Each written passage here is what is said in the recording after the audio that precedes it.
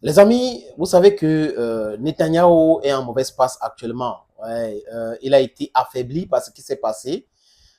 Cette ONG que l'armée israélienne a frappé, on a vu les images des véhicules et autres, et c'était les Occidentaux. Je crois qu'il y avait des Polonais, des Australiens, des Allemands, des Britanniques, et je pense, ou pas les Allemands, les Britanniques et les Américains, et l'ONG appartiennent à un chef américain. Donc, du coup, ça a tellement et terriblement vexé les Américains.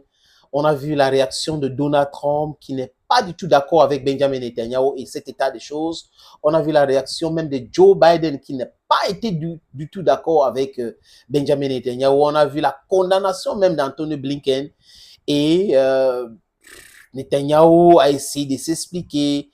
Et les Américains disent que ce n'est pas du tout bien ce que Netanyahu est en train de faire. Il est en train d'isoler l'Israël. L'Israël est devenu un paria et ce n'est pas du tout bon pour eux aujourd'hui dans le monde avec les pays qui voulaient faire la paix avec l'Israël et autres. Et l'attitude de Benjamin Netanyahu n'aide pas le peuple israélien.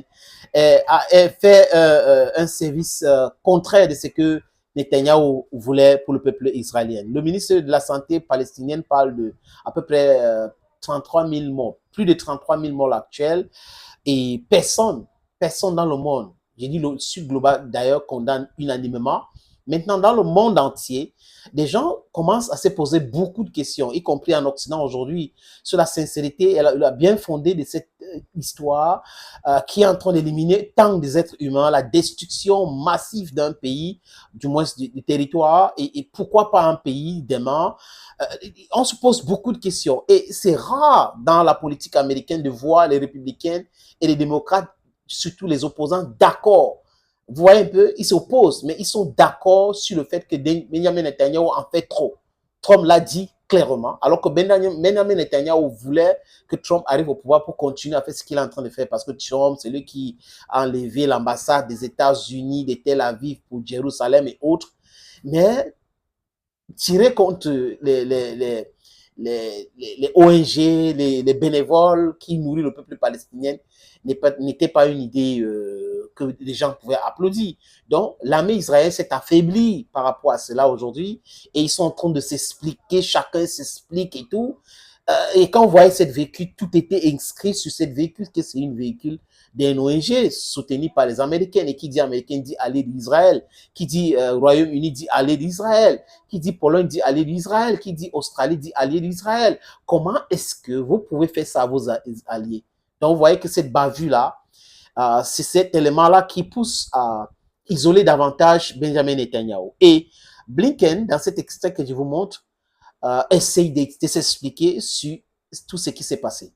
Monsieur le secrétaire d'État, autre crise majeure évidemment au Proche-Orient. Vous n'avez pas caché vos désaccords avec Benjamin Netanyahu, on ne peut pas les détailler, mais dans l'esprit, selon vous, la politique de force qu'il mène, en quoi est-ce qu'elle serait dangereuse? Il y a un défi extraordinaire pour l'Israël, c'est que faire après l'attaque du 7 octobre? Le jour d'après. Le jour d'après. Comment vivre avec Hamas et le danger que ça représente, danger continu. C'était non seulement normal, c'était presque une obligation de répondre, et de répondre en sorte que le 7 octobre ne pourra plus jamais se reproduire. Et n'oubliez pas, Israël s'est retiré de Gaza en 2000. Voilà ce que Blinken avait à dire à ce qui concerne Israël. Et on sent qu'il est très mal à l'aise avec l'attitude de Benjamin Netanyahu. Il soutient l'Israël, il veut la paix avec les autres pays du Moyen-Orient, mais l'attitude de Benjamin Netanyahu est terrible, le gouvernement israélien est terrible.